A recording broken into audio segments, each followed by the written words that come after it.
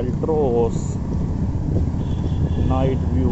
मस्त लग रही है यार रियर से, बड़ी सी चौड़ी सी। बस थोड़े से पैर में छोटे हैं और सब बढ़िया है।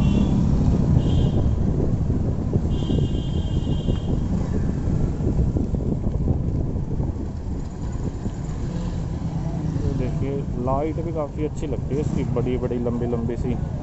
ब्लैक कलर में तो और भी मस्त लग रही है, पीछे से ब्लैक एंड वाइट।